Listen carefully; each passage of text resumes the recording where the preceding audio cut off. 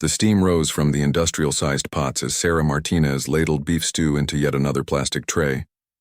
Her hands moved with practiced efficiency, the same motion she had performed thousands of times over the past 18 months at Fort Braxton. The mess hall buzzed with the usual dinner rush, soldiers filing through the line with tired eyes and empty stomachs after another grueling day of training. Sarah kept her head down, focusing on portion control and keeping the line moving. She had learned early that anonymity was her friend in this place. The less attention she drew to herself, the easier her days passed. Her dark hair was pulled back in a regulation hairnet, and her standard-issue apron covered most of her uniform. To anyone looking, she was just another kitchen worker doing her job.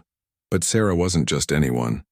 Beneath that apron, hidden under the sleeve of her left arm, lay intricate black ink that told a story most people in this mess hall would never imagine. The tattoo was a carefully crafted piece of art that only those who had earned the right to wear it would recognize. It depicted an eagle clutching a trident, surrounded by a parachute and anchor, symbols that meant everything to those who understood their significance. She had gotten the tattoo 3 years ago, back when her life was completely different, back when she wore a different uniform and carried herself with the confidence that came from being part of an elite unit. Back when she was Sergeant Sarah Martinez, member of the 75th Ranger Regiment, one of the most respected special operations forces in the military. The cafeteria line moved steadily as soldiers grabbed their meals and found seats at long metal tables. Sarah continued her work, occasionally glancing up to acknowledge a thank you or nod from the men and women she served. Most barely looked at her face, too focused on getting their food and finding a seat before the good spots were taken.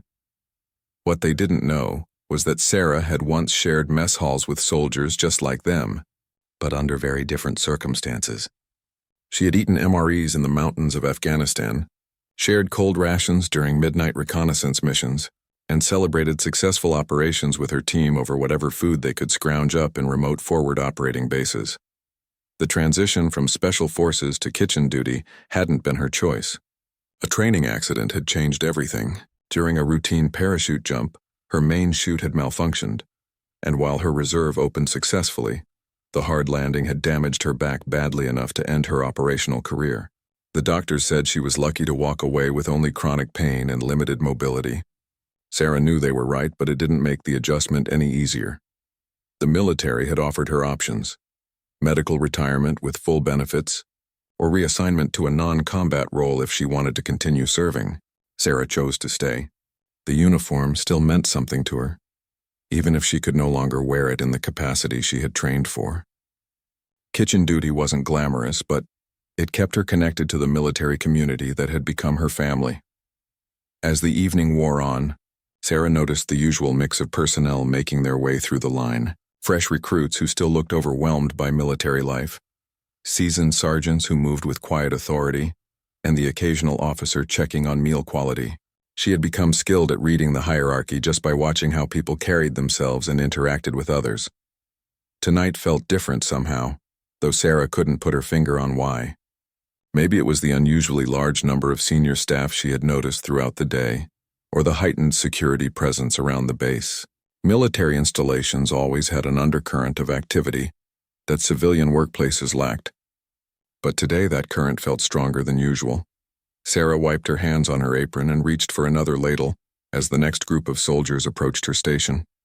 She looked up briefly to gauge how much food to serve and found herself making eye contact with a tall man in dress uniform. His posture and bearing immediately identified him as senior leadership, probably a colonel based on the eagles on his collar. For just a moment, their eyes met across the serving line.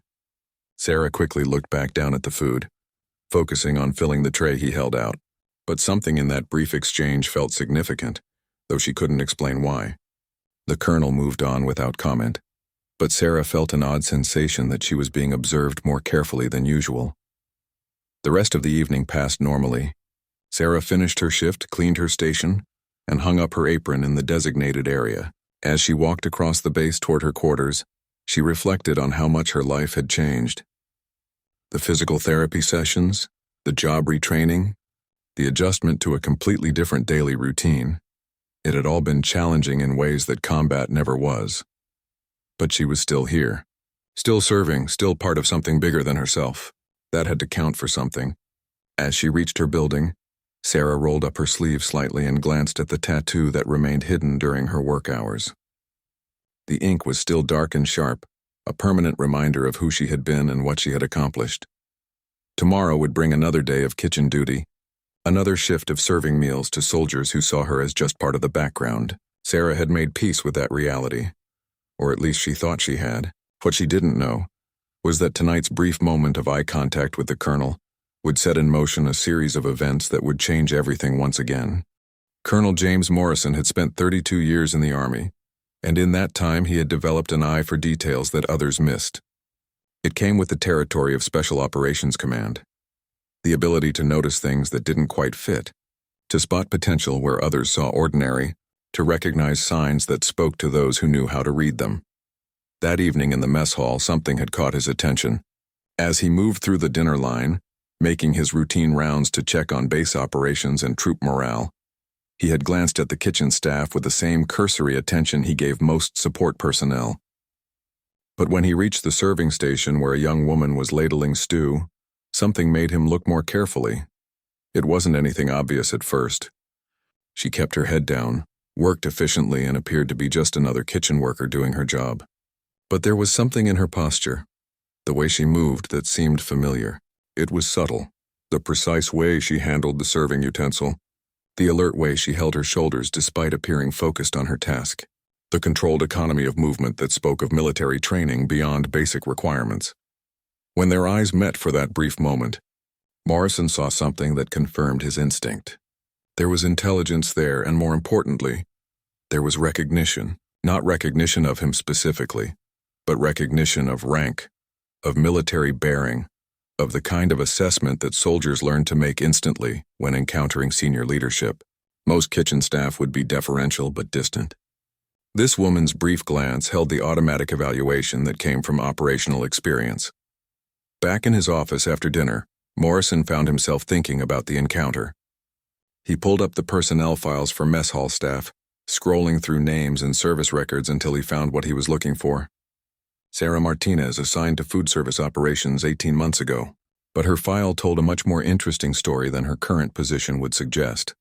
The record showed a distinguished service history that made Morrison sit up straighter in his chair. 5th Ranger Regiment, multiple deployments, commendations for valor and leadership, advanced training certifications that represented some of the most challenging military education available. And then, abruptly, a medical reassignment following a training accident.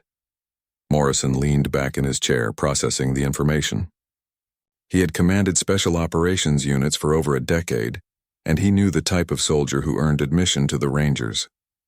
They were among the military's elite, highly trained, mentally tough, and completely dedicated to their mission. The idea that someone with that background was now serving food in his mess hall raised questions he needed answered. He picked up his phone and dialed the extension for Master Sergeant Patricia Williams, his senior administrative assistant who had an encyclopedic knowledge of base personnel. If anyone could provide additional context about Sarah Martinez, it would be Williams. Sergeant Williams, I need some background information on one of our mess hall personnel. Sarah Martinez, can you pull together whatever details aren't in her standard file? Williams, who had worked with Morrison long enough to know when he was following a serious lead, didn't ask unnecessary questions. I'll have that information for you first thing in the morning, sir. Anything specific you're looking for? Just trying to understand how someone goes from special operations to kitchen duty. The file shows a medical reassignment, but I want to know the full story. Morrison spent the rest of the evening reviewing other personnel matters, but his mind kept returning to the brief encounter in the mess hall.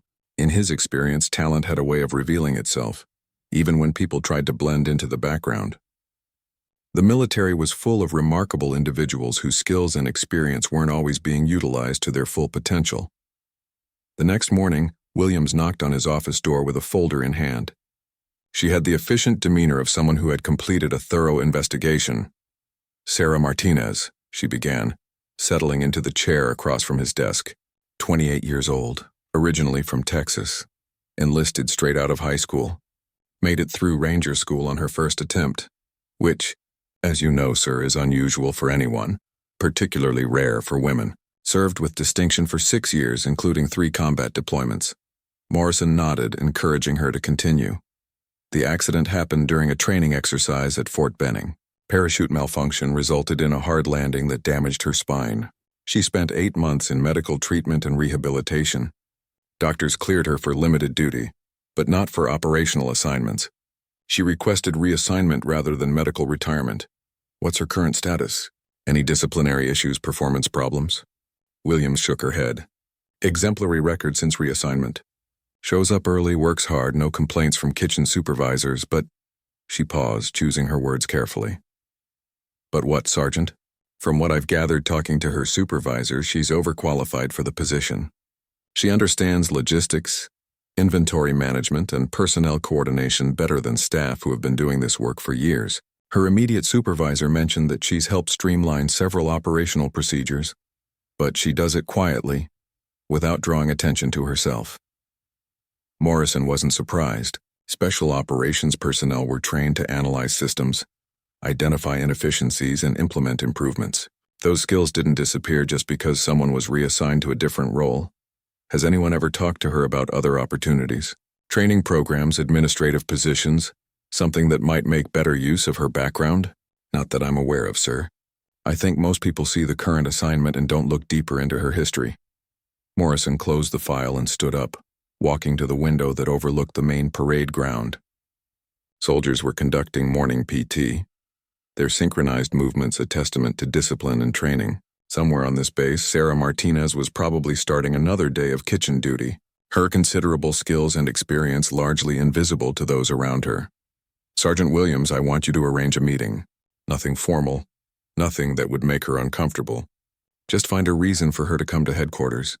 Maybe something related to mess hall operations or logistics coordination. Williams made a note in her small notebook. Any particular message you want me to convey about the purpose of the meeting? Morrison turned back from the window, his mind already working through possibilities. Just tell her the colonel wants to discuss some operational improvements. Let's see what she has to say when she thinks someone is actually listening. Sarah stared at the message slip in her hand, reading it for the 3rd time to make sure she hadn't misunderstood. The mess hall supervisor had handed it to her during the morning briefing, with a shrug and a comment about some meeting at headquarters about operational improvements. The paper simply stated that Colonel Morrison requested her presence in his office at 1400 hours to discuss logistics coordination. Her first reaction was concern. In 18 months of kitchen duty, Sarah had never been summoned to meet with senior leadership. She ran through recent events in her mind, searching for anything that might have triggered official attention. Had she made some procedural error? Violated some regulation she wasn't aware of? The message didn't indicate whether this was disciplinary or routine, leaving her to wonder and worry. Sarah spent the morning trying to focus on her regular duties, but the upcoming meeting dominated her thoughts. She found herself checking the clock repeatedly, calculating how much time remained before she would need to leave for headquarters. Her co-workers noticed her distraction, but attributed it to the usual stress that came with any official summons. At 13:30 hours, Sarah changed from her kitchen uniform into her dress uniform, taking extra care with her appearance. If she was going to meet with a colonel, she wanted to present herself as professionally as possible. She looked at herself in the mirror, noting how the formal uniform felt different now than it had during her special operations days. Back then, dress uniforms were worn for ceremonies and awards. Now it felt like armor for an uncertain encounter. The walk to headquarters took 10 minutes, giving Sarah time to rehearse possible responses to whatever questions she might face. She tried to project confidence as she approached the main building, but internally she was preparing for the worst. Military meetings with senior officers rarely happened without good reason, and in her experience, surprises from leadership were seldom positive. Master Sergeant Williams greeted Sarah in the outer office with a professionalism that revealed nothing about the nature of the meeting. Sergeant Martinez, the colonel is expecting you. Please have a seat and I'll let him know you're here. Sarah sat in the waiting area, noting the awards and commendations displayed on the walls. This was clearly the office of someone with extensive operational experience. Unit citations, campaign ribbons, and photographs from various deployments decorated the space. It reminded her of her own service record, though hers was now filed away and rarely referenced. Sergeant Martinez? Colonel Morrison appeared in the doorway of his office, gesturing for her to enter. Thank you for coming. Please have a seat. Sarah followed him into the office, maintaining military bearing while trying to read his demeanor for clues about the meeting's purpose. Morrison's office was larger than she had expected, with a conference table, multiple filing cabinets, and a wall of books that suggested serious academic study, in addition to practical military experience. Sergeant Martinez, I'll get straight to the point, Morrison began, settling behind his desk. I've been reviewing personnel files and yours caught my attention. I'm curious about your transition from special operations to your current assignment. Sarah felt a mixture of relief and apprehension. This wasn't disciplinary, but it also wasn't clear where the conversation was heading. Yes, sir. I was medically reassigned following a training accident. The doctors determined I was no longer fit for operational duties. I've read the medical reports, Morrison said, his tone neutral, but I'm more interested in your experience since the reassignment. How have you found the adjustment to your current role? The question surprised Sarah. In 18 months, no one in leadership had asked for her perspective on anything beyond daily kitchen operations. She considered her response carefully, not wanting to sound ungrateful for her current position while also being honest about her experience. It's been challenging, sir. The work is important. Soldiers need proper nutrition and meal service, but it's quite different from what I was trained for. I've tried to apply my organizational and logistical experience where appropriate. Morrison leaned forward slightly. Your supervisors have mentioned that you've suggested several operational improvements. Can you tell me about those? Sarah felt more comfortable discussing concrete examples of her work. Well, sir, I noticed inefficiencies in our inventory rotation system that were leading to unnecessary food waste. I also identified ways to streamline the serving line during peak hours to reduce wait times, and I helped develop a better coordination system between kitchen staff and the personnel responsible for special dietary requirements. Those sound like solutions that would come from someone with logistics training, Morrison observed.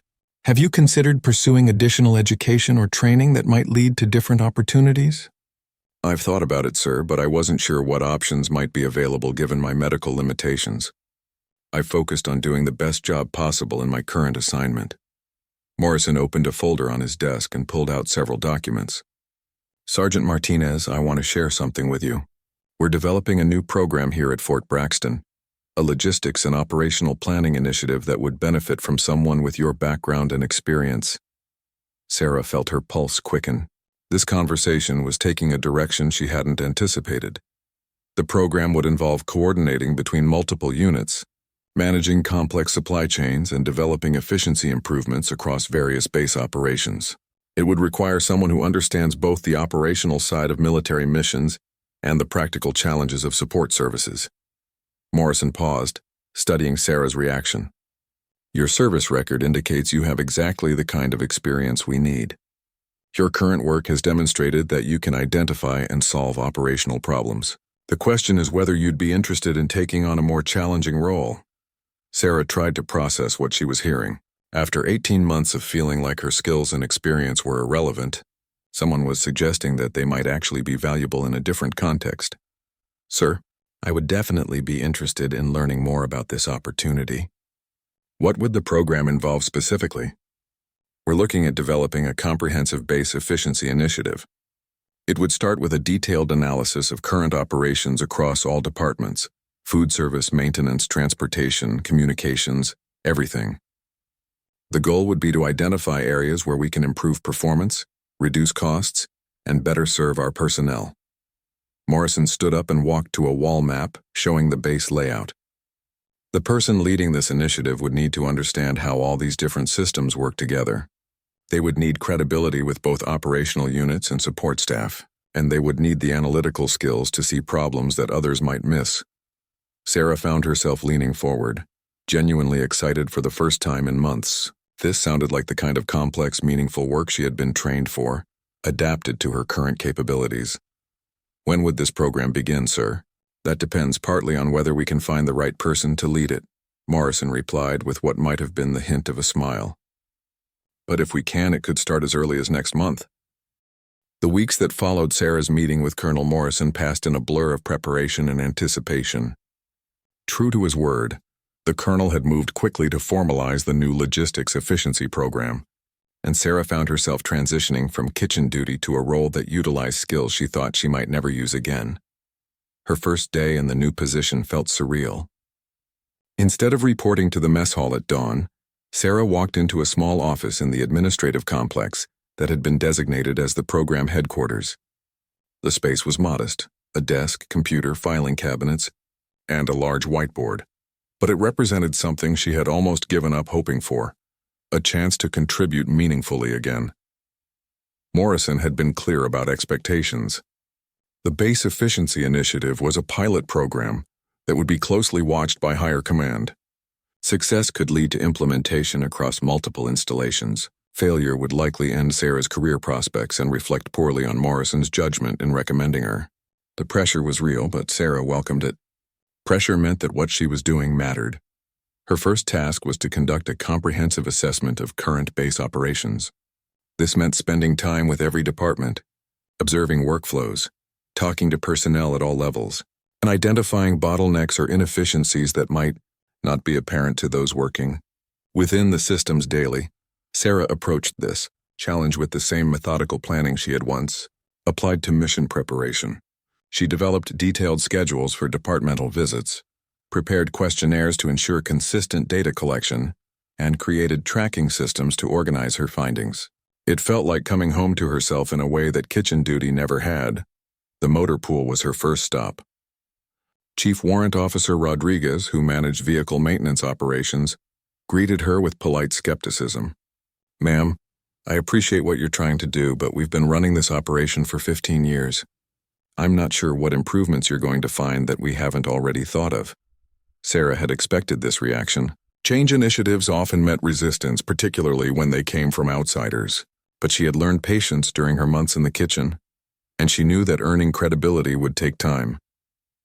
"Chief Rodriguez, I'm not here to tell you how to do your job. You know vehicle maintenance better than I ever will. I'm just trying to understand how your operation connects with other systems on base and whether there might be ways to make those connections more efficient." Over the next 3 hours, Sarah observed mechanics working on various vehicles, reviewed maintenance schedules, and examined parts inventory systems. Rodriguez gradually warmed to her presence as it became clear that she was genuinely interested in understanding rather than criticizing. "You know what's interesting?" Sarah said as they concluded the visit. "Your parts ordering system is really sophisticated, but I noticed that similar operations in other departments are using completely different procedures. I wonder if there might be opportunities for standardization that could benefit everyone." Rodriguez looked thoughtful. "Actually, we've had some problems coordinating with the communications department when they need vehicle modifications for radio equipment. Their procurement process works differently from ours, so projects sometimes get delayed while we figure out paperwork." Sarah made detailed notes about this observation. It was exactly the kind of interdepartmental coordination issue that might not be visible to individual departments but could create inefficiencies across the base, and similar patterns emerged as Sarah visited other operations over the following weeks. The commissary had developed excellent inventory management procedures, but they weren't sharing best practices with the PX, which struggled with similar challenges.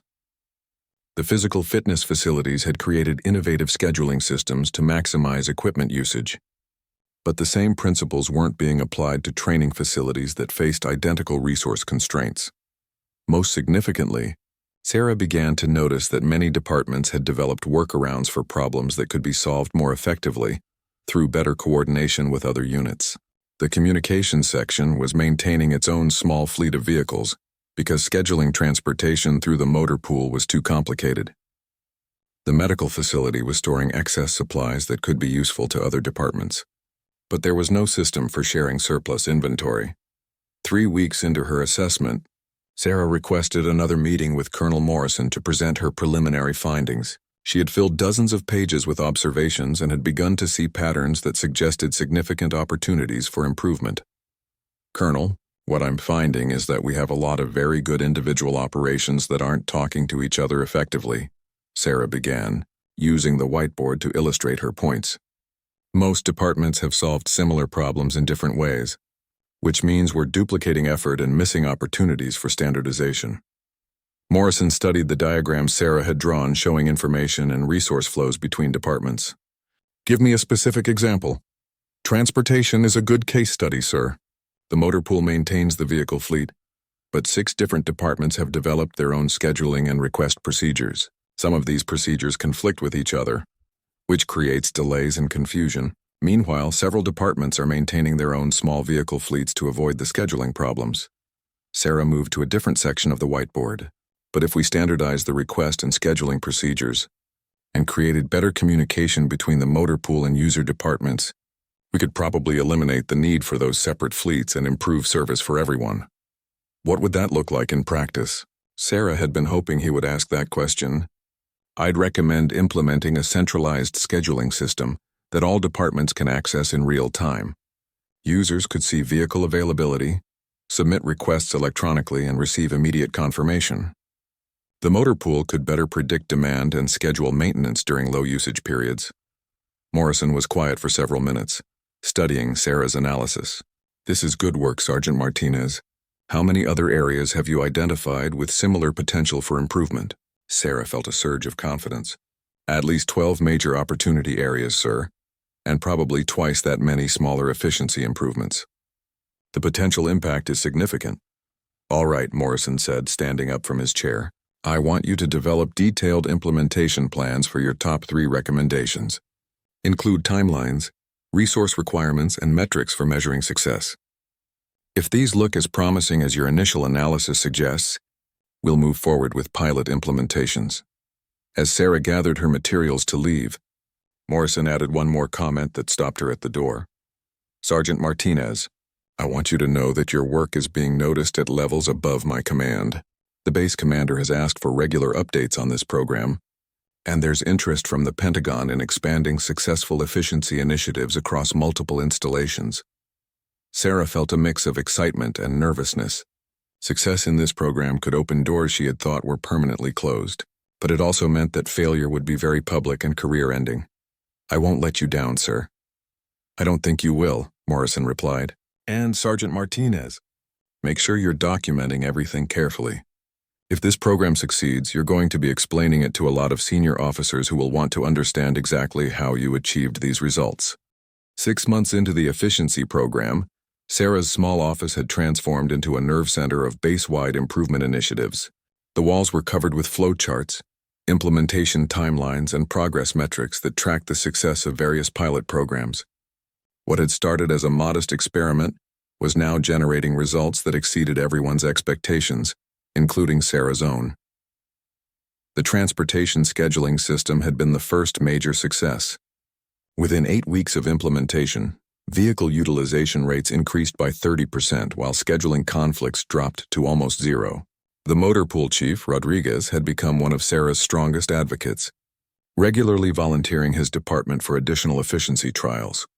More importantly, word was spreading throughout the base about the positive changes. Soldiers and staff who had previously accepted inefficiencies as just how things work were now actively suggesting improvements and volunteering to participate in new initiatives. Sarah arrived at her office early one morning to find Master Sergeant Williams waiting with a message that would change everything. Again, Sergeant Martinez, Colonel Morrison needs to see you immediately. There are some visitors from Washington who want to discuss your program. Sarah felt her stomach tighten. Pentagon attention could be either an incredible opportunity or a career-ending examination, depending on what the visitors had heard and what they expected to find. The walk to Morrison's office felt longer than usual. Sarah reviewed the program's key metrics in her mind, preparing to defend or explain any aspect of her work. She had maintained detailed documentation of every initiative, but she knew that high-level visitors sometimes had agendas that went beyond simply evaluating results. Colonel Morrison's office was more crowded than Sarah had ever seen it. In addition to Morrison, 3 officers in dress uniforms sat around the conference table. Their rank insignia indicated serious senior leadership, 2 full colonels and a brigadier general. Sergeant Martinez, please join us, Morrison said, gesturing to an empty chair. I'd like you to meet General Patricia Henderson from the Pentagon's Operational Efficiency Division, Colonel Michael Chen from Army Logistics Command, and Colonel Sandra Williams from the Office of the Chief of Staff. Sarah took her seat, maintaining military bearing while trying to assess the mood in the room. The visitors' expressions were professional but unreadable. General Henderson spoke first. "Sergeant Martinez, we've been following the reports from your efficiency program with considerable interest. The results you've achieved here at Fort Braxton are impressive, particularly the measurable improvements in resource utilization and cost reduction." "Thank you, ma'am. The base personnel have been very cooperative in implementing new procedures." Colonel Chen leaned forward. "We're particularly interested in your methodology. How did you identify the specific areas where improvements were possible? And how did you convince different departments to change established procedures?" Sarah had prepared for questions like this, but she hadn't expected to be presenting to general officers. She took a breath and began explaining her systematic approach to analyzing interdepartmental workflows and identifying coordination gaps. The key was spending time with each operation to understand not just what they do, but how they interact with other departments. Most inefficiencies occurred at the interfaces between different systems, not within the systems themselves. General Henderson nodded. "That's consistent with what we've observed at other installations. But most attempts to address these interface problems have failed. What made your approach different?" Sarah considered the question carefully. "I think it helped that I had operational experience but was currently working in a support role. I could relate to both perspectives, understanding the pressure that operational units face while also appreciating the challenges that support personnel deal with daily." Colonel Williams had been taking notes throughout the conversation. "Sergeant Martinez, we've received reports that your program has achieved a 12% reduction in operational costs, while actually improving service quality. Can you explain how those improvements were measured?" For the next hour, Sarah walked the visitors through detailed metrics, case studies, and implementation procedures. She explained how the transportation scheduling system had been expanded to include facilities scheduling, how inventory management improvements had reduced waste while ensuring better supply availability, and how communication protocols had been standardized across departments. The visitors asked increasingly detailed questions, but Sarah found herself growing more confident as the discussion progressed. She knew her program inside and out, and the results spoke for themselves. Finally, General Henderson sat back in her chair and exchanged glances with the other visitors. "Sergeant Martinez, Colonel Morrison, we'd like to speak privately for a few minutes. Sergeant Martinez, please don't go far. We'll want to continue this conversation shortly." Sarah stepped outside the office, her mind racing. The meeting had gone well, but she couldn't predict what the general officers were discussing.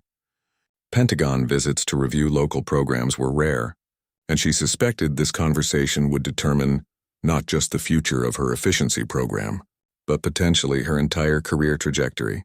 20 minutes later, Morrison opened the office door and invited Sarah back inside. The atmosphere in the room had shifted in a way that Sarah couldn't immediately interpret. General Henderson stood up as Sarah entered. "Sergeant Martinez, based on what we've seen here and the detailed briefing you've provided, we'd like to make you an offer." Sarah felt her pulse increase but maintained her professional demeanor. "Yes, ma'am. The Army is launching a new initiative to implement efficiency programs across 25 major installations over the next 2 years.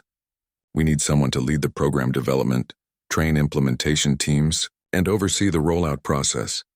Colonel Chen added, "This would be a significant assignment, probably requiring promotion and specialized training. You'd be working directly with installation commanders and senior staff across multiple commands." Sarah tried to process what she was hearing. 6 months ago, she had been serving food in a mess hall, convinced that her military career had reached its ceiling. Now senior officers from the Pentagon were offering her a leadership role in a major Army-wide initiative. The assignment would be based at the Pentagon initially, with extensive travel to installations implementing the program. General Henderson continued, "It's demanding work, but it would put you at the center of efforts to modernize Army support operations." Sarah looked at Colonel Morrison, who was smiling in a way that suggested this outcome was exactly what he had hoped for. "Ma'am, I'm honored by the offer and very interested in the opportunity. When would this assignment begin?"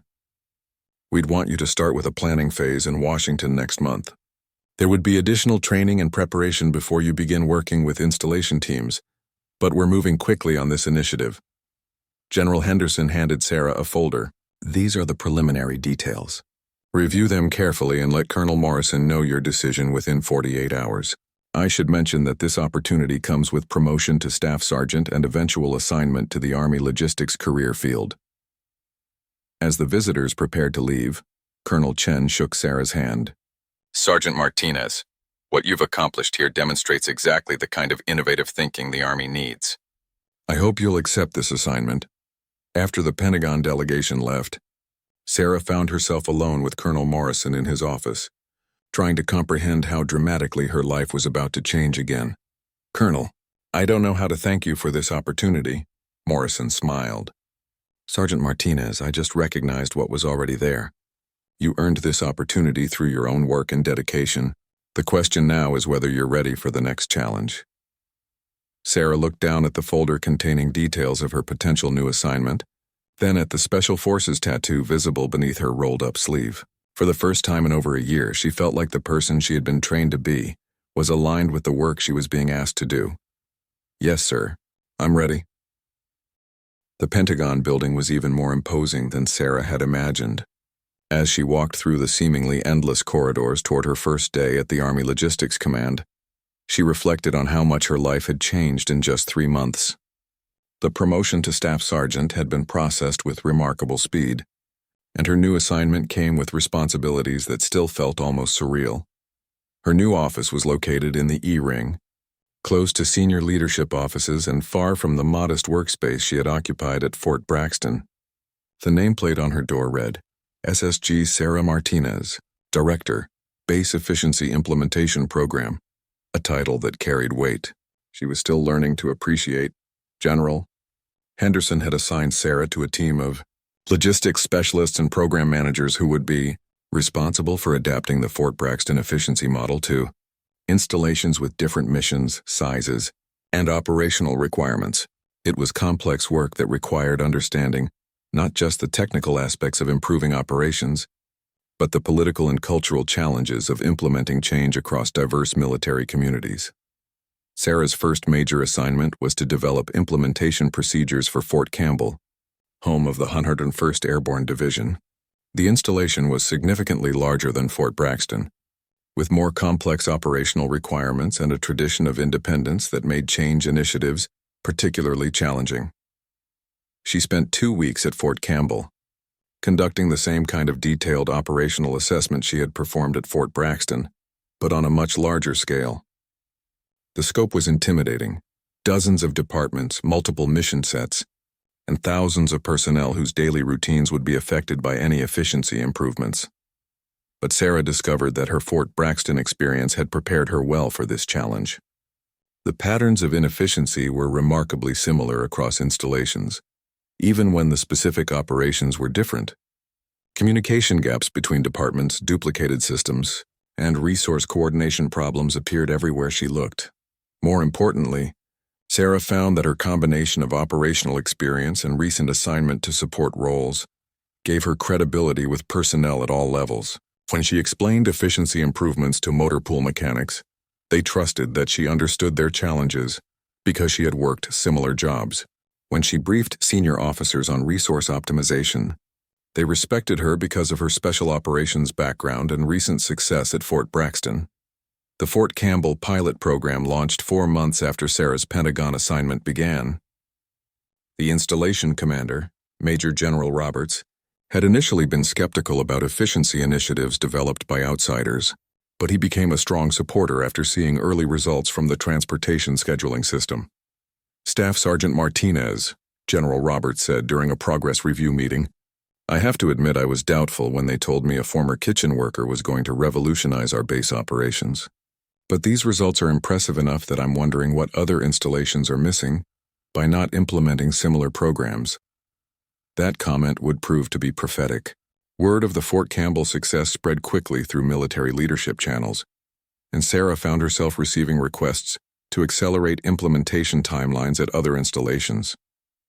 The original plan to roll out efficiency programs across 25 bases over 2 years was being revised to include 50 installations in the same time frame. The expanded mission meant that Sarah needed to develop a team of implementation specialists who could replicate her methodology at multiple installations simultaneously. She was given authorization to recruit personnel from across the Army, with priority access to soldiers who had operational experience and demonstrated analytical skills. Sarah's first recruit was Chief Warrant Officer Rodriguez from Fort Braxton, whose enthusiasm for efficiency improvements had made him an obvious choice to lead transportation optimization efforts. Her second was Captain Jennifer Park, a logistics officer with an engineering background who had developed innovative supply chain improvements at Fort Hood. Building the team felt like putting together a special operations unit again, but with a different mission focus. Sarah looked for people who could analyze complex systems, work collaboratively with diverse groups, and adapt quickly to changing requirements. The skills that made good special operators also made excellent efficiency specialists. 6 months into the expanded program, Sarah was invited to brief the Army Chief of Staff on implementation progress and lessons learned. It was the kind of high-visibility assignment that could define an entire career, and Sarah prepared for it with the same intensity she had once applied to mission planning. The briefing took place in one of the Pentagon's most formal conference rooms. With senior officers from across the Army in attendance, Sarah had presented to general officers before, but never in a setting where her recommendations could influence Army-wide policy decisions. "Ladies and gentlemen," Sarah began, "the Base Efficiency Implementation Program has now been deployed at 15 major installations, with measurable improvements in operational costs, resource utilization, and service quality at every location." She presented detailed metrics showing an average 12% reduction in operational costs across participating installations, with some bases achieving improvements exceeding 20%. More significantly, customer satisfaction surveys showed that soldiers and staff preferred the new systems despite initial resistance to change. "The key finding from our implementation experience," Sarah continued, "is that most military installations have significant unrealized potential for efficiency improvements, but traditional approaches to organizational change don't work well in military environments." General Martinez, the Army Chief of Staff, leaned forward. "Explain what you mean by traditional approaches not working." "Sir, most efficiency consultants focus on individual departments and try to optimize them in isolation. But military installations are integrated systems where departments depend heavily on each other. Optimizing one department without considering those interdependencies can actually make overall performance worse." Sarah moved to a diagram showing information and resource flows between departments. "Our approach focuses on optimizing the interfaces between departments, rather than changing how individual departments operate internally. This allows us to achieve significant improvements without disrupting established procedures that work well." Colonel Williams, who had been part of Sarah's original Pentagon evaluation, asked about scalability. "Staff Sergeant Martinez, you've achieved impressive results at 15 installations.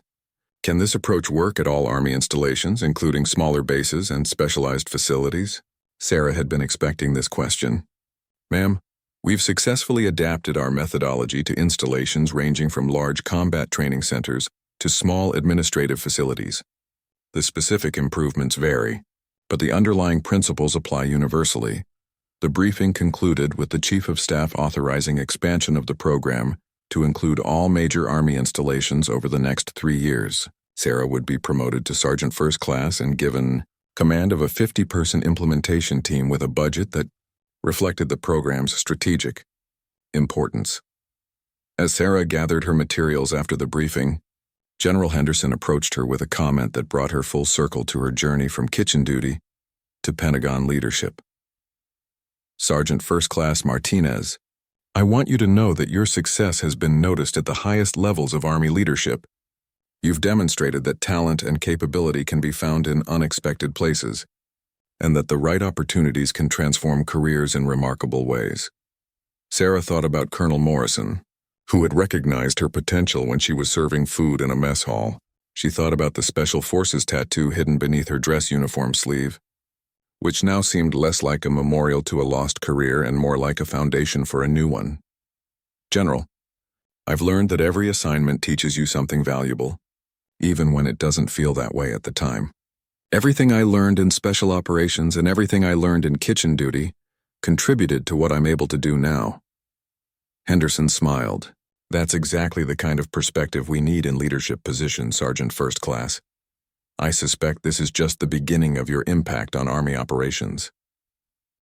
2 years after her promotion to Sergeant First Class, Sarah stood in the same Pentagon conference room where she had once briefed the Army Chief of Staff as a newly promoted staff sergeant. This time, however, she wore the insignia of a newly commissioned second lieutenant, having completed officer candidate school while managing her efficiency implementation program responsibilities. The transformation had been remarkable even by military standards. Sarah had gone from kitchen duty to Pentagon leadership in less than 4 years, earning a direct commission based on her exceptional performance and the strategic value of her work to Army operations. Her efficiency programs were now operating at over 100 installations worldwide, with documented savings exceeding $200 million annually. But the numbers, impressive as they were, told only part of the story. Sarah had fundamentally changed how the Army thought about operational efficiency, proving that significant improvements were possible without massive budget increases or personnel changes. Her methodology had been adopted by other military services and was being studied by civilian organizations interested in similar improvements. Today's briefing was different from previous presentations. Sarah was here to discuss the future of military efficiency programs and her own role in expanding the initiative beyond the Army. The audience included senior officers from all military services, representatives from the Department of Defense, and civilian efficiency experts from major corporations. Ladies and gentlemen, Sarah began, 4 years ago, I was working in a mess hall at Fort Braxton, convinced that my military career had reached its peak. Today, the efficiency programs that began with observations about kitchen operations have saved the military hundreds of millions of dollars and improved quality of life for hundreds of thousands of service members. She paused, noting the attention of her distinguished audience. This transformation didn't happen because of any single innovation or breakthrough idea. It happened because someone recognized potential where others saw only routine work, and because the military was willing to give that potential an opportunity to develop. General Henderson, now a 2-star general and director of defense logistics, nodded approvingly from the front row. She had been Sarah's mentor throughout the journey and had championed Sarah's direct commissioning when it became clear that her responsibilities exceeded typical enlisted assignments. The efficiency methodology we've developed is based on a simple principle, Sarah continued. Every organization has unrealized potential that becomes visible when you examine operations from multiple perspectives. Military personnel move between different roles throughout their careers, which gives them unique insight into how systems can work better together. Admiral Thompson from Navy Logistics Command raised his hand. Lieutenant Martinez, your success has been impressive, but how do we scale this approach beyond individual installations? Can these efficiency principles be applied to joint operations and multi-service coordination? Sarah had been hoping for this question. Admiral, that's exactly what we're proposing for the next phase of this program.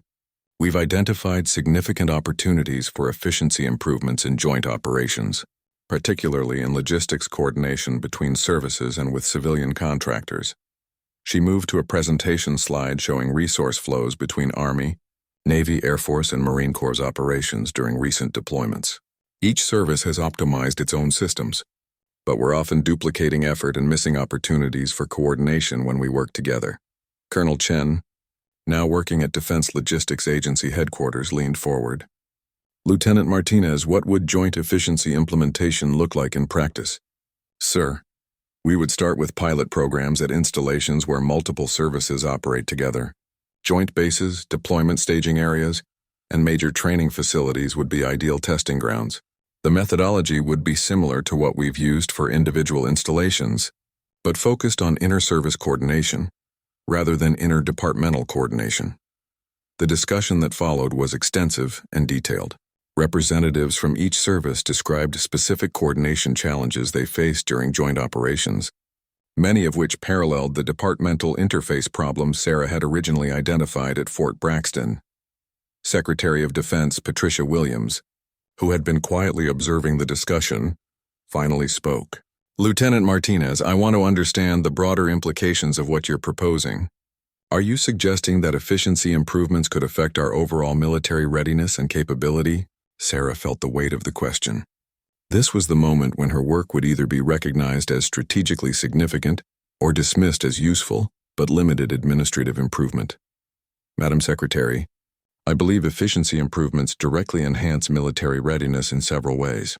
First, they free up resources that can be redirected to training and equipment modernization. Second, they reduce the logistical burden on operational units, allowing them to focus on mission-critical activities. Third, they improve coordination between units, which directly impacts operational effectiveness. She moved to her final presentation slide, which showed readiness, metrics from installations that had implemented efficiency programs compared to those that hadn't. The data shows that bases with efficiency programs consistently achieve higher readiness ratings while spending less on support operations. Secretary Williams studied the data for several minutes before responding. Lieutenant Martinez, I'm authorizing the creation of a Joint Efficiency Coordination Office within the Office of the Secretary of Defense. You'll head this office with the mission of implementing efficiency programs across all military services and major joint installations. The room was quiet as the implications of this decision settled. Sarah was being given responsibility for efficiency improvements across the entire Department of Defense, with resources and authority that reflected the strategic importance of her work. After the briefing, Sarah found herself walking through the Pentagon corridors with General Henderson, discussing the transition to her new responsibilities. The conversation felt similar to the one she'd had with Colonel Morrison years earlier, but the scope of opportunity was dramatically different. Sarah, General Henderson said, using her first name in a way that reflected their evolved relationship. I want you to remember something as you take on these new responsibilities. Your success hasn't just been about identifying efficiency improvements, it's been about recognizing potential in people and systems that others overlooked. They stopped at Sarah's new office, which was significantly larger than any workspace she had previously occupied, and came with a staff of analysts and program managers who would support joint efficiency initiatives. General, I keep thinking about Colonel Morrison and how he saw something in a kitchen worker that she couldn't see in herself. I want to make sure I'm looking for that same kind of potential in the people I work with now. Henderson smiled. That's exactly the right approach. The military is full of people whose talents aren't being fully utilized, just like you were. Part of your mission is to find those people and give them opportunities to contribute at their highest level. Sarah entered her new office and sat behind a desk. That came with responsibilities she was still learning to comprehend. On the wall, she had hung the only decoration she'd brought from her previous offices, a framed photograph of her Special Operations Unit from her deployment days. The tattoo on her arm, hidden beneath her officer's uniform, remained a reminder of where she had started this journey, but now it represented something different than it once had. It wasn't just a memorial to a lost career, but a symbol of how skills and experience from one chapter of life could become the foundation for unexpected opportunities in the next. Sarah picked up the first briefing folder from her new responsibilities, which outlined efficiency assessment procedures for overseas joint bases. As she began reading, she reflected on the conversation with Secretary Williams and the trust that had been placed in her abilities. 4 years ago, she had been convinced that a training accident had ended her military career's meaningful progression. Now she understood that every experience, special operations training, combat deployments, medical recovery, kitchen duty, base efficiency work, and Pentagon assignments, had prepared her for responsibilities she couldn't have imagined. When her journey began, the phone on her desk rang with the first of what would be many calls from installation commanders seeking guidance on efficiency improvements. As Sarah answered, she thought about all the soldiers, sailors, airmen, and Marines whose daily lives would be improved by the work she and her team would do. It was a different kind of mission than she had originally trained for, but it was no less important. And unlike her special operations days, this mission had no end date. There would always be opportunities to help military operations work better, to recognize potential in unexpected places, and to prove that meaningful change was possible when the right people were given the right opportunities. Sarah Martinez had learned that sometimes the most important battles aren't fought with weapons, but with spreadsheets, flowcharts, and the determination to make things work better for the people who serve. It wasn't the career she had planned, but it was exactly the career the military needed her to have.